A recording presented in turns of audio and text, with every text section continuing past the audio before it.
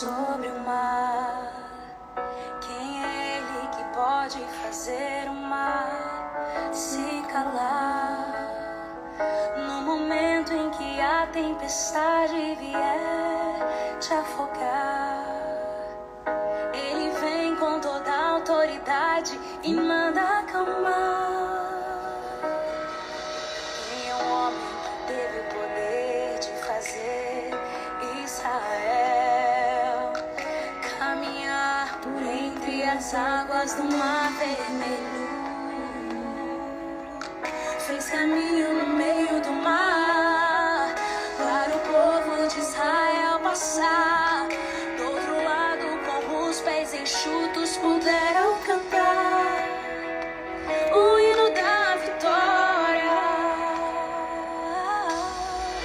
Quando estiver frente ao mar e não puder atravessar, chame esse homem com fé. Boa noite, seja bem-vinda, missionária, que bênção. Tombinho. Glória a Deus. Já vamos começar nossa live. Espera só um minutinho, o pessoal entrando. A live de hoje vai ser uma bênção. Quem é o homem que teve o poder de fazer Israel caminhar por entre as águas do Mar Vermelho? Fez caminho no meio do mar para o povo de Israel passar. Do outro lado, com os pés enxutos, puderam cantar. Qual a igreja que você é, missionária? Escreve aqui no chat para eu saber. Quando estiver frente ao mar e não puder atravessar, chame este homem com fé. Só ele abre o mar. Não tenha medo, irmão. Se atrás vem Faraó, Deus vai te atravessar e você vai entoar o hino da vitória. Toda vez que o Mar Vermelho tiver que passar, chame logo este homem para te ajudar. É nas horas mais difíceis que ele mais te vê. Pode chamar esse homem, ele tem poder. Se passares pelo fogo, não vai te queimar. Se nas águas tu passares, não vão te afogar. Faça como Israel que o mar atravessou, e no nome do Senhor o hino de vitória do outro lado cantou. Quando estiver frente ao mar Que não puder atravessar, chame este homem com fé. só ir abrir o mar. Não tenha medo, irmão. Se atrás vem Faraó, Deus vai te atravessar e você vai entoar o hino da vitória.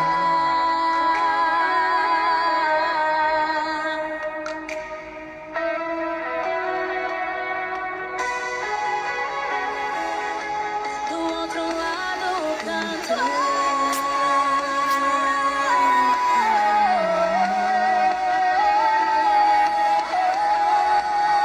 Vamos começar. Do outro lado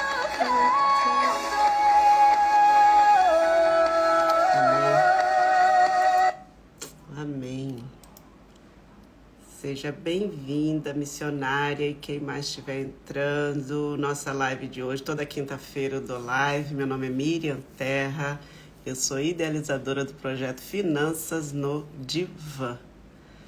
E eu queria te dizer, seja muito bem-vinda aqui, missionária. Por enquanto tá só eu e você, mas a Mary tá aqui. Boa noite, Mari. Prazer enorme ter você aqui no meu canal.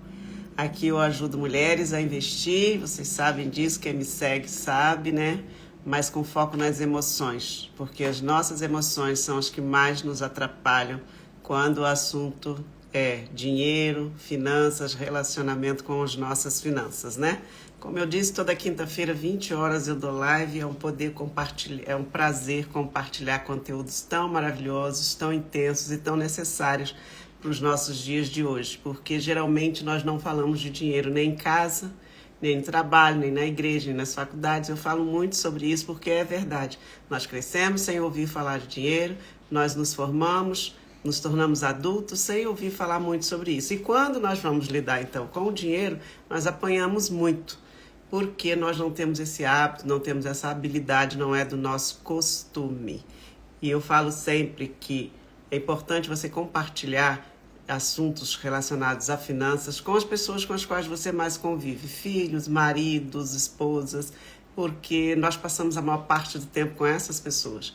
Então não adianta nada você querer mudar, mas o ambiente que está à sua volta não pensa como você, não está preparado para essa mudança. A tendência é que com o tempo você volte a se comportar, a pensar e a agir da mesma maneira como todos estão à sua volta. E às vezes as pessoas que estão à nossa volta não querem muito, não que não seja prioridade, mas estão mais ligados a assistir série, a ir para shopping comprar, às vezes tem até um pouco de dívida, tem um pouco de preocupação financeira, mas não está interessado em mudar essa situação agora. E talvez no seu coração você esteja mais preocupado, porque está vendo o tempo passar, sua idade chegar, e você vê que você não tem patrimônio, você não faz investimento, você tem medo de entrar numa bolsa de valores, por exemplo, comprar uma ação, investir em você financeiramente, porque a gente às vezes erra achando que investir na gente é comprar coisas para nós. Na verdade, nós precisamos formar um patrimônio e pensar na nossa aposentadoria no futuro. Então, aqui nesse canal eu ajudo mulheres a investir, porque eu percebo que as nossas emoções são as maiores sabotadoras do nosso processo. Eu conheço muitas mulheres que começam a investir, começam a aprender como é que se investe, a juntar dinheiro, né, separar todo mês um dinheirinho para investir, mas depois de um tempo elas param, depois de um tempo elas desistem. Por quê? Quando eu vou perguntar o porquê, geralmente é um motivo emocional. Estresse, pressão, não deu conta de continuar porque teve medo, né, vergonha. Boa noite, Tabata, boa noite, Leire, boa noite, Mari, missionária Taurinha, que está aqui comigo desde o princípio. E aí eu criei esse projeto, então, chamado Finanças no Divã. Eu sou estudante de psicologia e especialista em finanças também, né? E divã remete a esse lugar de reflexão, de fala, né? Um lugar onde nós podemos falar sobre nossa relação com o dinheiro sem medo, sem culpa, sem castração, sem apontar de dedos. É um lugar também de aprendizado. Boa noite, tá? É um lugar de aprendizado, porque às vezes a gente quer aprender a investir, mas nós estamos tão lá embaixo, tão no fundo do poço, emocionalmente falando, que se a gente for parar para pensar, talvez o nosso problema não seja só financeiro, mas seja um problema emocional. Então é importante cuidar das emoções para poder cuidar do dinheiro. Porque às vezes as pessoas ficam só querendo economizar, ficam só querendo guardar dinheiro e não conseguem, ficam repetindo a mesma história, o mesmo resultado mediano ali, medíocre financeiramente falando, todo mês lutando para pagar as contas, todo mês será que meu dinheiro vai dar? Ou então caindo naquele clichê, meu dinheiro não dá porque eu ganho pouco. E às vezes o buraco não é aí. Às vezes emocionalmente nós não estamos preparados para gerir o nosso dinheiro ou para lidar com um montante de dinheiro um pouco maior. Então, cuidar das emoções para cuidar do dinheiro é o foco. Principalmente porque às vezes nós passamos por fatos nas nossas vidas, principalmente na infância, ao longo da adolescência. Nós crescemos dentro de um lar com cuidadores, pessoas que cuidaram da gente. E aí é importante você, então, observar que tipo de história, que tipo de frases, qual era o ambiente familiar em relação ao dinheiro dentro da sua casa. Como é que eram seus pais ou seus responsáveis?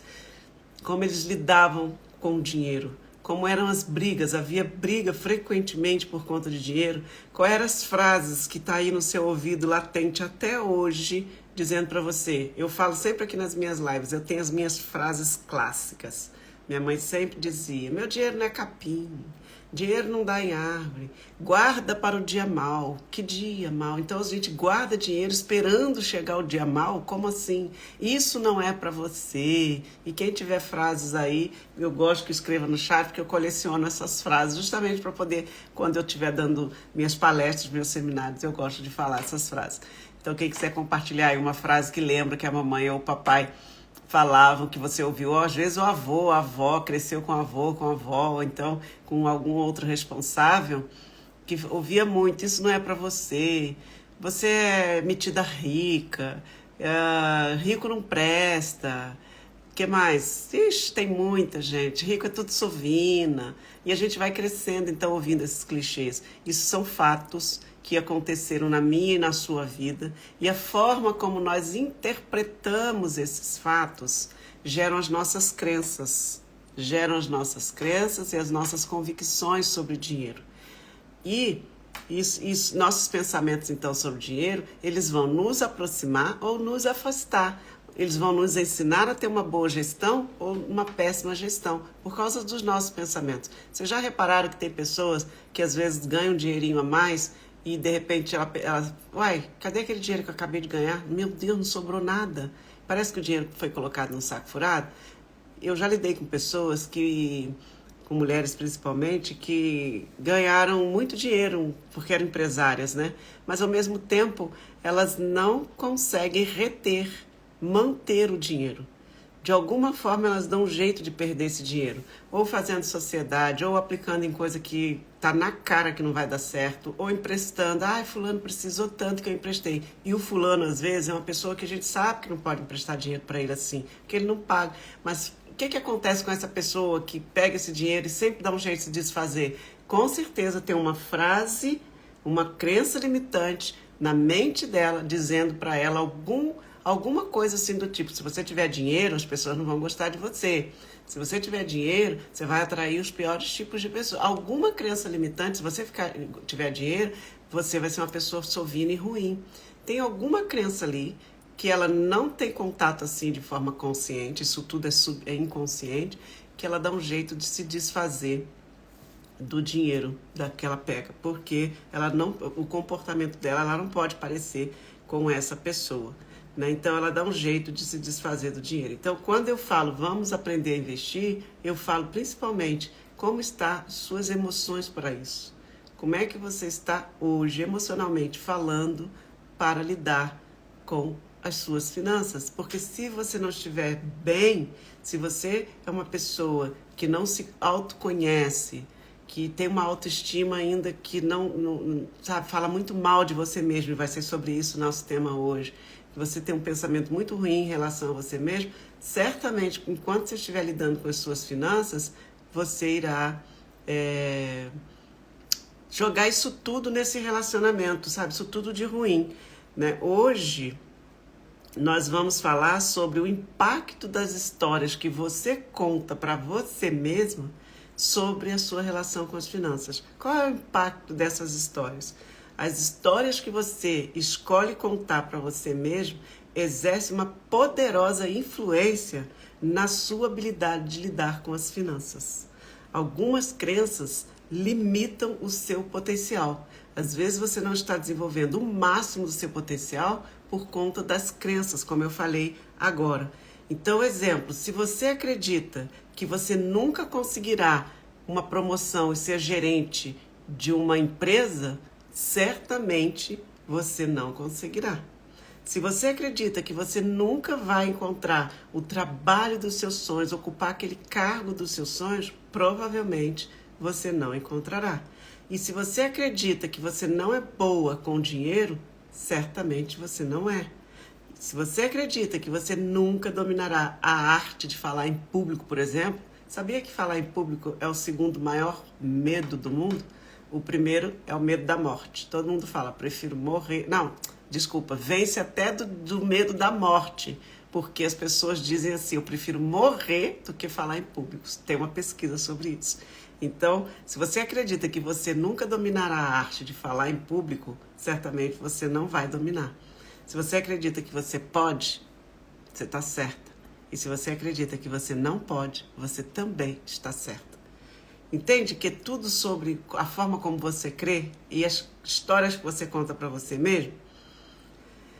E aí, eu conheço muitas pessoas que vivem dizendo para vocês, para elas mesmas assim, eu sou terrível com dinheiro.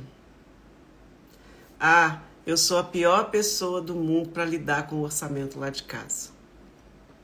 Eu mereço, olha o que as pessoas dizem, não se deve dizer isso para ninguém e elas dizem de si mesmas. Eu mereço passar por toda a dificuldade financeira que eu estou passando. Eu sou uma burra mesmo. Eu já ouvi muito isso, né? E isso não é para mim. Então, se não é para você, é para quem? Dá um nome aí. Para quem? Tem gente que acha, né? Fala assim, fulano é muito bom. Eu não. Então, tem frases que a gente vive contando para a gente mesmo que minam a nossa capacidade de desenvolver o nosso potencial máximo. Nós fomos criadas para desenvolver o máximo do nosso potencial. Deus não criou a mim e a você para sermos medianos ou pequenos em relação a tudo que a gente vai fazer. Mas a expectativa dele, eu acredito, é que a gente nos desenvolvamos o máximo, ou seja, 100% do nosso potencial. E não 50%. E se dá satisfeito por isso, ainda por cima sair falando mal da gente. Sem falar que eu e você, nós somos uma obra-prima criada por Deus. E Deus, ele é maravilhoso na sua criação. Então, ele não te criou errado e não me criou errado. Deus te criou perfeita.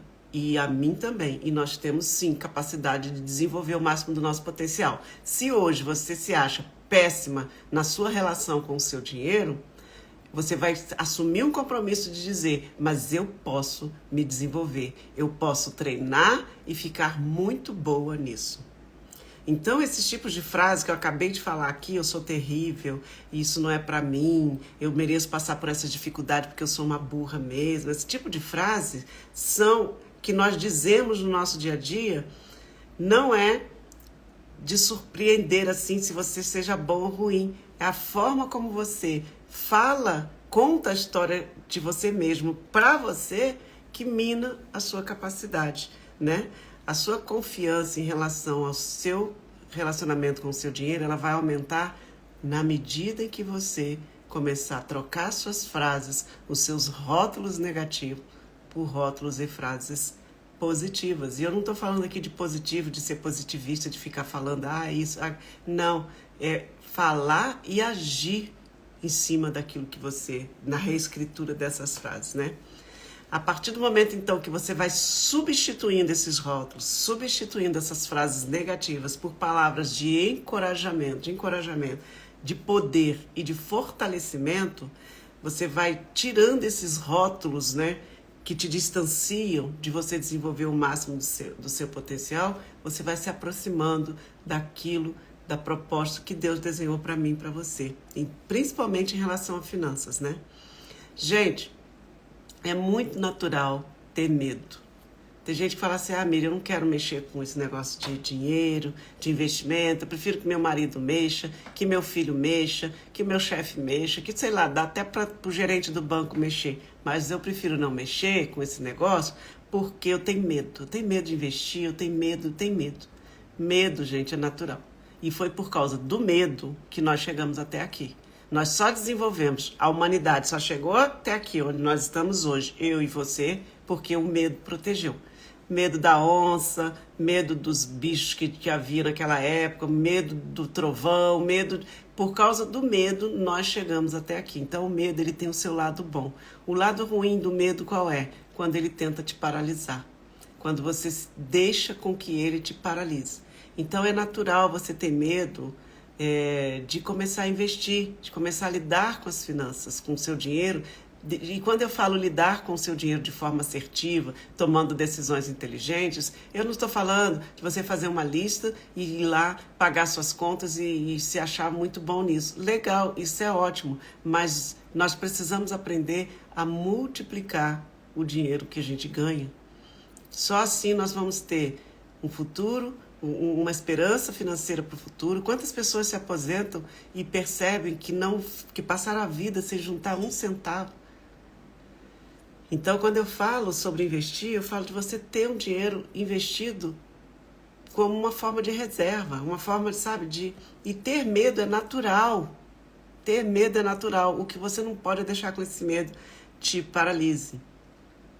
Outra coisa que é natural, assumir que eu não sei. Tem um filósofo que vocês devem conhecer, que chama Mário Sérgio Cortella, ele diz o seguinte, que a melhor coisa do mundo, isso mesmo, a melhor coisa do mundo, liberdade, é você dizer eu não sei. Porque quem sabe muito, o copo está muito cheio, não consegue encher mais. Quem tem que demonstrar que sabe tudo, já viu essas tecnologias de celular mesmo aqui? Gente, isso aqui, cada dia você aprende um negócio, no outro dia tem um trem novo. Mas às vezes a gente está no meio dos outros e aí as pessoas falam, você não sabe isso não? Você não conhece esse aplicativo aqui não? Aí a gente, para dizer que a gente sabe, a gente diz assim, claro que eu conheço, não sabe nada. E a gente tem vergonha de dizer não sei. Mas dizer não sei... Então a gente acha que a gente sabe a tecnologia só para não passar vergonha, só para dizer que a gente sabe. Mas na verdade, quando você diz que você não sei, que eu não sei, você está aberto a aprender coisas novas. Então, toda vez que você puder, você diz, não sei, mas eu posso aprender. Você pode me ensinar? Assim é com as nossas finanças. Miriam, eu não sei investir, eu quero aprender. Você pode me ensinar? Posso, com o maior prazer. Aliás, o meu prazer é isso. Sabe? Então é natural você assumir a incompetência de não saber. Não é natural você esconder que você não sabe. Ou deixar esse não sei te paralisar e você entra ano e sai ano repetindo resultados negativos, né? Não é natural, então, deixar com que o medo e o eu já sei disso, te paralise. Porque quando você diz já sei, falta humildade e tem aí um certo medo, um orgulho de deixar com que as pessoas que você não saiba, para poder seu copo encher, né? E aí, quando a gente então, assume que a gente não sabe, a gente se desenvolve. E nós desenvolvemos, então, a alta eficácia financeira, ou seja, a capacidade de resolver, a capacidade de fazer, né? E é impossível, então, evitar ter medo. É praticamente impossível. Não existe isso, porque isso vem de milhares de anos, como eu venho falar com vocês. O que é importante você aprender aqui? A gerenciar o seu medo. Isso, se você puder, anote aí. É impossível evitar sentir medo. Mas eu posso gerenciar os meus medos. Pessoas que são eficazes na sua relação com as finanças, elas aprendem a gerenciar os seus medos e não ficar tentando eliminá-los, porque não tem como eliminar. Nós vamos sentir medo de tudo o tempo inteiro. Isso é do homem, é natural, é um sentimento nato. Então, quando você aprende a gerenciar o seu medo, você já está reformulando seu diálogo interno. Você já está reformulando as coisas terríveis que você diz para você mesmo, as histórias horríveis que você conta para você mesmo, tá? E aí, eu queria contar para vocês a história do Joel Osteen. Eu não sei quantos de vocês conhecem, mas ele é filho de John Osteen, que foi o fundador da Lakewood Church, na cidade de Houston, no Texas. Hoje, essa é a maior igreja, uma das maiores igrejas dos Estados Unidos. Ele se manteve atrás das câmeras, o Joel Osteen, por mais de 17 anos, somente gravando e editando os vídeos do pai dele que iam para a TV. Toda vez que o pai dele o incentivava, eu quero contar essa história para vocês, porque eu vou finalizar com ela, mostrando para a gente como um potencial que se esconde atrás do medo pode ficar 17 anos parado por conta do medo. Então, toda vez que o pai dele o incentivava para ele pregar, para ele desenvolver pelo menos um sermão na igreja, ele educadamente declinava e dizia não, não. E ele se dizia uma pessoa introvertida, mas na verdade ele morria de medo de falar em público. E ele mal conseguia conter a tremedeira das mãos quando ele tinha, que acho que era o papel dele, fazer os avisos da igreja, né? Porque tem aquela coisa lá dos avisos administrativos da igreja, vai ter isso, vai ter aquilo, vai ter acampamento, vai ter não sei mais o quê. E ele fazia isso, então ele tremia só para fazer isso. Tinha o maior medo de palco possível. as palmas da mão suavam, o coração acelerava e a respiração rápida, intensa o tempo inteiro. E ele dizia assim, olha como o que a gente diz pra gente mesmo influencia e reforça o nosso comportamento. Ele dizia, eu tenho uma personalidade de uma pessoa quieta e reservada. Então isso é uma forma de justificativa. Eu tenho uma live aqui e tenho um vídeo lá no YouTube que eu falo sobre as nossas justificativas. Quanto mais verdadeiras elas forem, mais elas têm poder de nos fazer ficar parados no mesmo lugar, sem produzir. E olha o que ele falava, eu sou quieto, a minha personalidade é quieta e reservada. E ele era quieto? Ele era reservado? Era, e por isso ninguém mexia com ele. E não fazia crescer. Só que teve um dia que ele disse para o pai assim, pai, eu vou pregar. E ele disse, sabe o que ele disse que aquele dia ele só falou isso para agradar o pai. Ele só falou isso para o pai sentir orgulho dele. O pai dele ficou todo feliz. E aí ele teve que pregar. Ele pregou um sermão muito rápido, ficou muito nervoso e aterrorizado. E ele disse, foi a pior semana da minha vida, sabe por quê? Porque além do meu sermão ter sido horrível, ter passado a semana inteirinha tremendo, foi a semana que meu pai passou mal. O pai dele foi para o hospital e assistiu ao sermão dele do leito do hospital. E 5 dias depois o pai dele morreu. Olha como Deus faz as coisas. O pai dele teve uma complicação lá no diálise e ele morreu, faleceu. Bom, passou 2 semanas que o pai dele tinha falecido e ele, Joel Osteen, só tinha esse sermão debaixo do braço. E ele se tornou o pastor da Lakewood Church.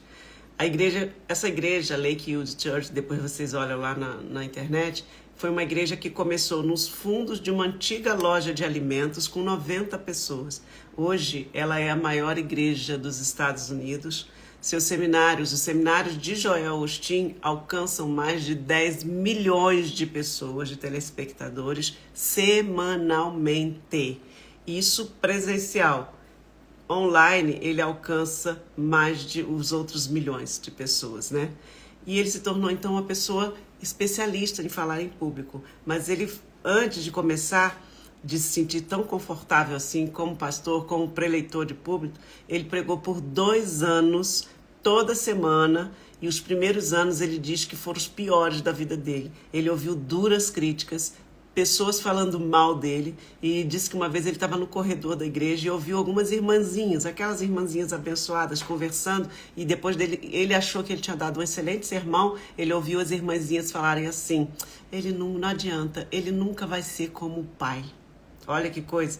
Ele falou, foi difícil mudar esse sentimento dentro de mim. Aquelas palavras, ele falou, soaram como uma semente, e eu comecei a cultivar aquela semente dentro do meu coração. Eu comecei a plantar aquelas palavras dentro do meu coração e deixei com que elas criassem raízes. E aí, de certa forma, eu recitava esses rótulos negativos para mim, ele dizia, né? E ele repetia a si mesmo, Joel, você não é bom bastante como seu pai. Você nunca será um pregador de primeira linha.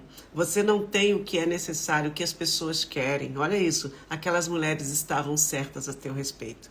Mas, apesar desse diálogo interno que ele dizia para ele mesmo o tempo todo, e a gente é assim, às vezes eu e você nos dizemos assim, Miriam, você não dá certo mesmo, você é isso, você é aquilo, mas apesar disso, tem um lado na gente que acredita, tem um lado dentro da gente que está motivado a melhorar. Tem um dia que a gente acorda e fala assim, vou fazer diferente, não tem? E o Joel fala que ele tinha esse lado dentro dele que falava para ele assim, mas você pode ser melhor. E aí ele começou a fazer o quê? E eu deixo essa palavra para vocês. Ele começou a praticar, treinar. Miriam, eu não sei lidar com as minhas finanças. Comece a praticar, comece a treinar. Então ele começou a escrever os próprios sermões e ele treinava até 6 horas por dia antes dele estar ao vivo no púlpito. Antes dele estar ao vivo na TV, ele treinava até 6 horas por dia. Nossa, 6 horas, Miriam, sim. E eu vou dizer para vocês, eu treino para estar aqui nessa live com vocês. Eu treino toda vez que eu vou dar uma palestra. Eu treino toda vez que eu vou dar minha célula. Eu treino. E por mais que eu fale, por mais que eu pregue, por mais que eu dê palestras, mais eu me sinto nervosa e com gelo na barriga toda vez que eu vou para o palco. Que bom, porque quando eu perder esse medo, alguma coisa está errada. O medo é natural. Sempre guardem isso.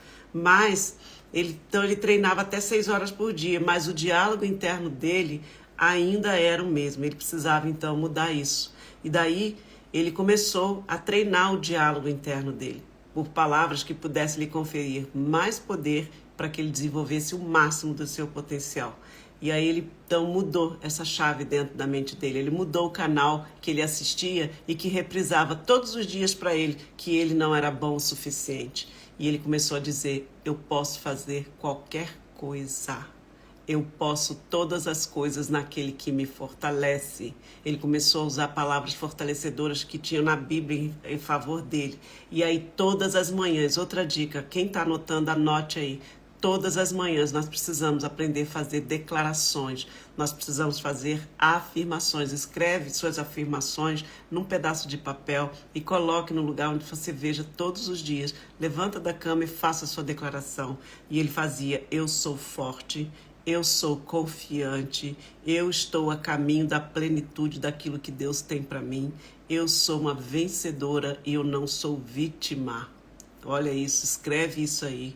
Eu vou repetir para você escrever: eu sou forte, eu sou confiante, eu estou a caminho da plenitude do meu destino, daquilo que Deus tem para mim.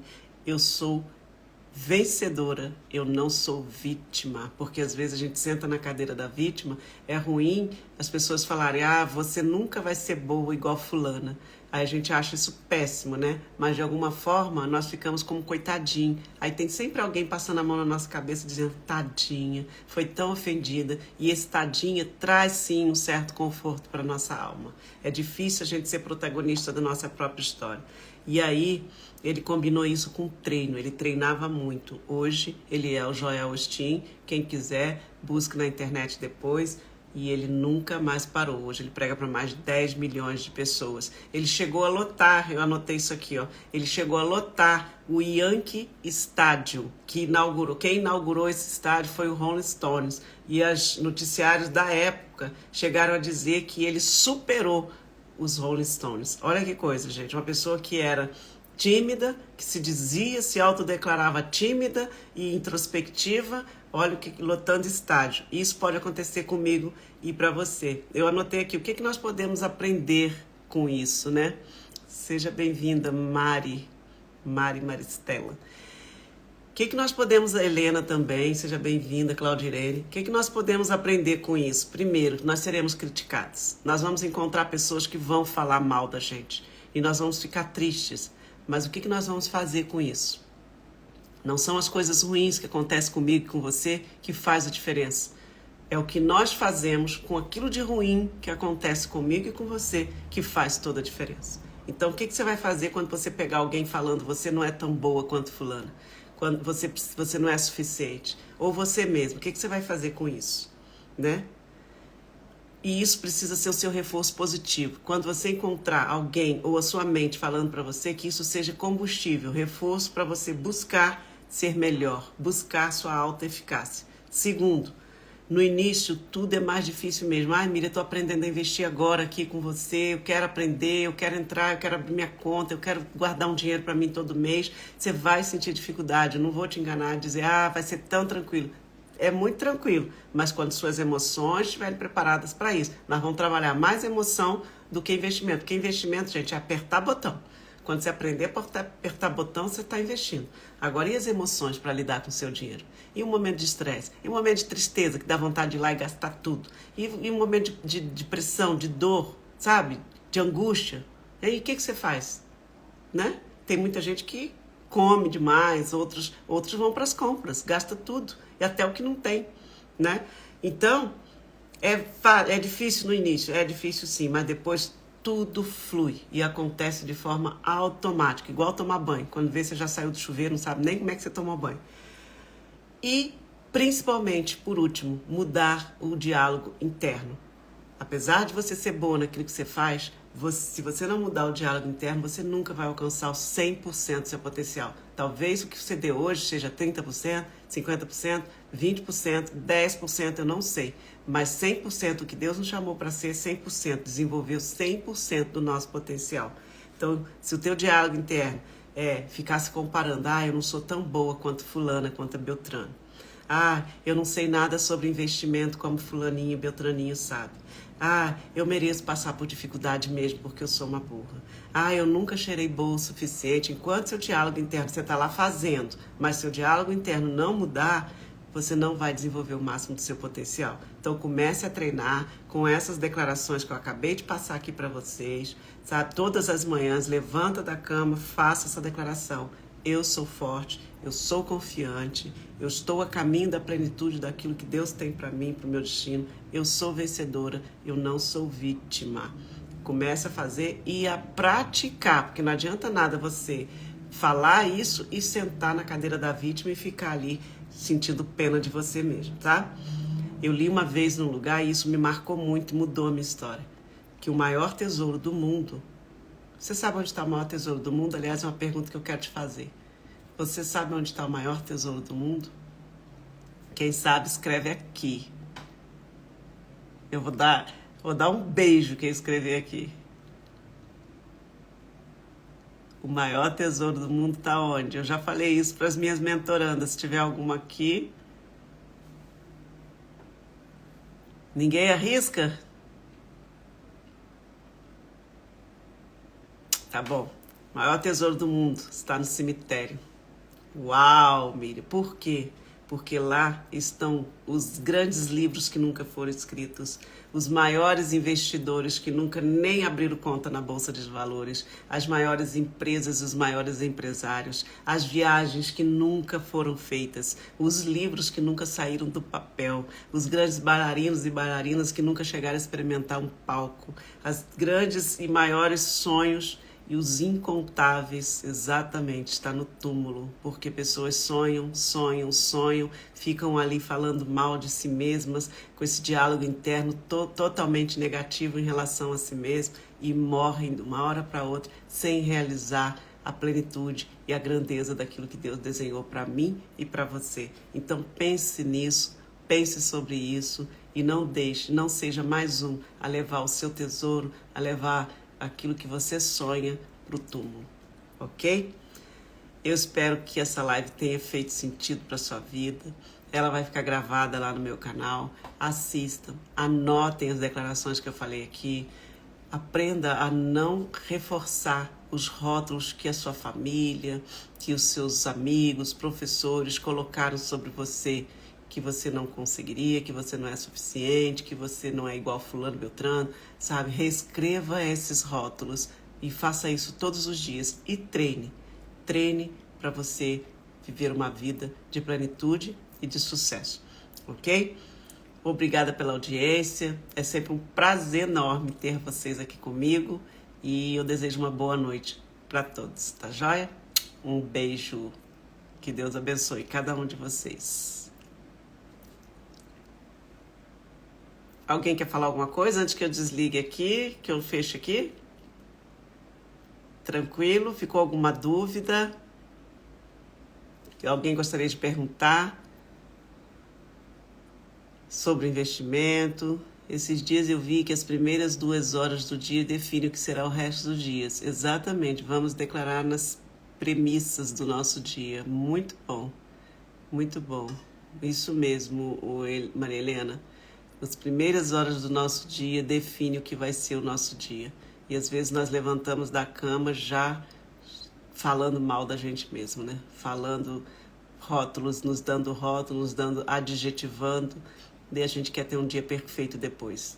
Então, saia da cama fazendo as suas declarações, tá bom? Suas afirmações. E treine, não se esqueça. Não adianta nada você fazer declaração e não treinar. Treine para ser maravilhoso, ser ótimo, brilhante naquilo que você quer ser, tá bom?